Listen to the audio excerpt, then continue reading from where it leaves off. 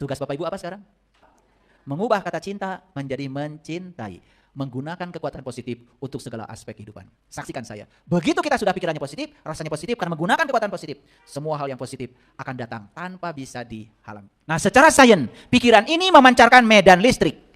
Sedangkan perasaan memancarkan medan magnet. Bahkan kekuatan jantung ini, menurut riset neuroscience, 5.000 kali lebih kuat daripada kekuatan pikiran. Getaran jantung ini 5.000 lebih kuat. Kalau dia itu getaran, berarti dia energi, dia frekuensi, dia vibrasi. Berarti sebetulnya perasaan itu adalah kunci utamanya. Makanya kata-kata dan pikiran tidak punya energi, kecuali diberi rasa. Bayangkan Bapak Ibu. Bapak Ibu punya rasa yang buruk terhadap sesuatu yang tidak disenangi. 5.000 kali loh itu. Maka yang tidak disenangi datang bertubi-tubi 5.000 kali. Nah, ini pelik ya kalau saya buka rahasianya. Tetapi sederhananya supaya kita praktek, mulai sekarang jangan izinkan perasaan negatif masuk.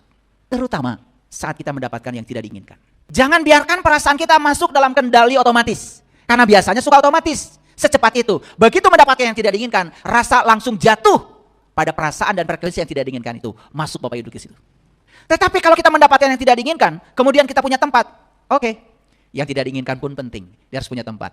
Netral-netral saja, tidak diberi rasa. Saksikan saya. Itu tidak akan memperburuk keadaan. Ada kan? Orang sudah rasanya negatif, setelah itu keluar kata-kata yang negatif. Betul? Melakukan tindakan yang negatif. Udah gitu marah-marah, semuanya negatif. Itu beruntun itu. Itu jadi doa.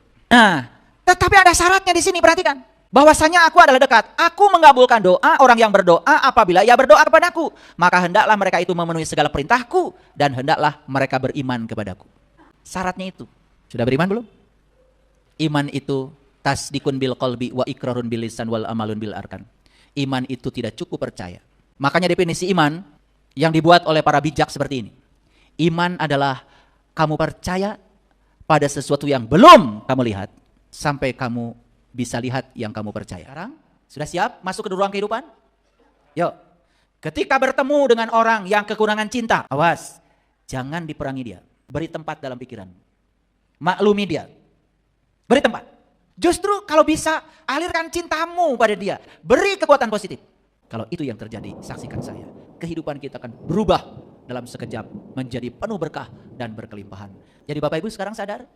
Oh, ternyata selama ini saya melawan hukum alam. Ingin orang baik pada kita, malah orang itu dinasihati supaya baik. Bukan kamu memancarkan energi kebaikan pada orang itu.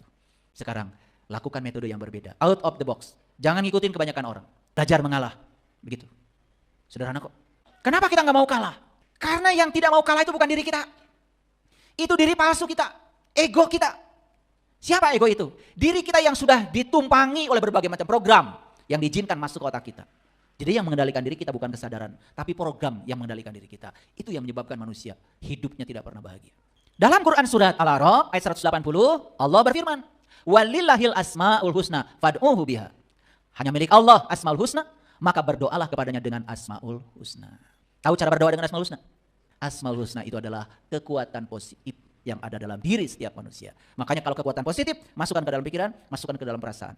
Kita akan membentuk medan untuk menarik semua hal yang kita inginkan. Dan pasti semua hal yang kita inginkan adalah segala hal yang kita sukai.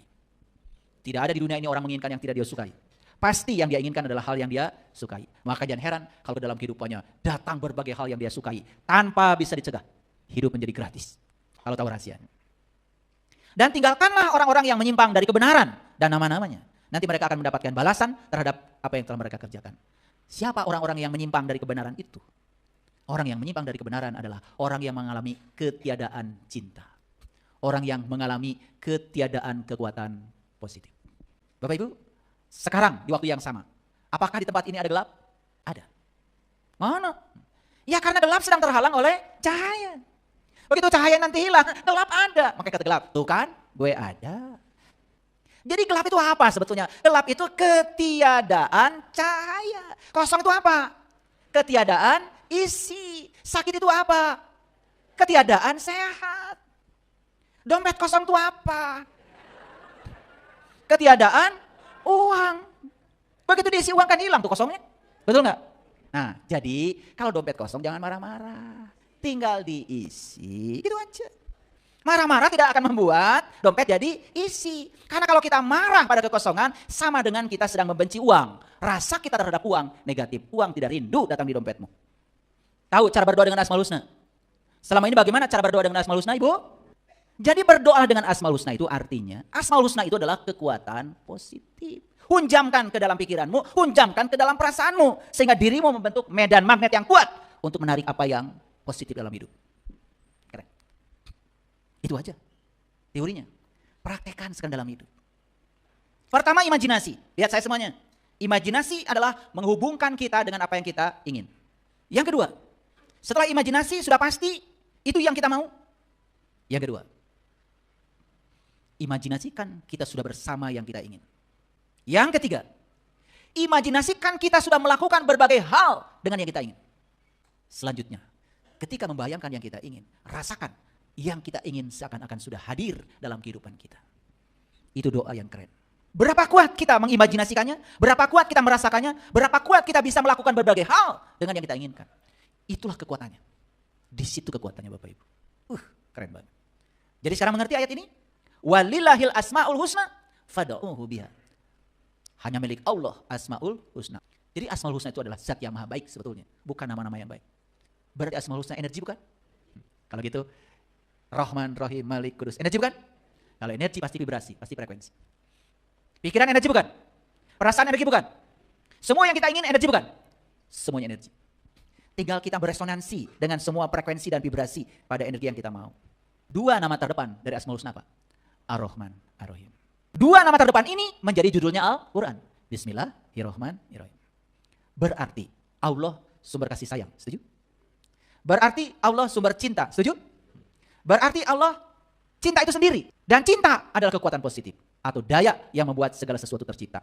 Tanpa cinta tak ada dunia dan seisinya. Berarti cinta itu ada di mana sekarang? Di mana? Di situ. Tugas Bapak Ibu apa sekarang? Mengubah kata cinta menjadi mencintai. Menggunakan kekuatan positif untuk segala aspek kehidupan. Saksikan saya. Begitu kita sudah pikirannya positif, rasanya positif, karena menggunakan kekuatan positif, semua hal yang positif akan datang tanpa bisa dihalangi. Kenapa yang tidak bisa dihalangi adalah segala hal yang tidak diinginkan. Siapa yang menariknya? Lagi-lagi, pikiran dan perasaan. Kenapa bisa menarik itu? Karena pikiran dan perasaan mengalami ketiadaan cinta. Gelap apa terang? Gelap. Isi apa kosong? Kosong. Sudah tahu ya sekarang? Kalau ada yang marah-marah gimana cara melawannya?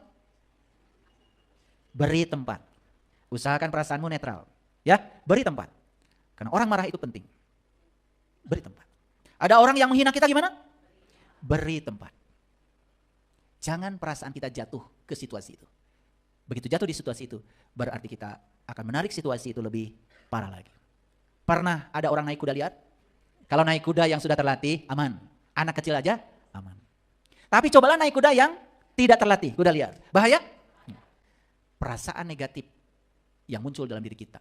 Kalau diizinkan dia datang. Persis seperti Bapak Ibu sedang mengendalai kuda liar. Coba, kalau kita mengendalikan kuda liar, apa yang terjadi? Liar kita. Wah, jadi menyesali keadaan. Gampang tersinggung dengan hal-hal yang sepele. Semua dari sini, dari perasaan. Mulai sekarang, jangan mengukur lagi cinta. Kalau diukur bukan cinta. Sudah, searah saja. Searah saja. Saya sudah melakukan dalam hidup saya yang luar biasa ini. Ada orang yang memusuhi saya. Pernah memotong gaji saya 6 tahun. Sampai 0, saya tidak punya gaji. Terus saya baik sama dia.